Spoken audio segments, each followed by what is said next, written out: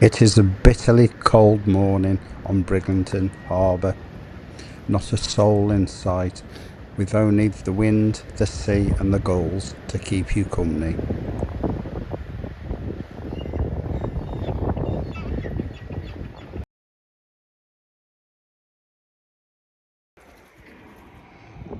A morning visitor comes to say hello.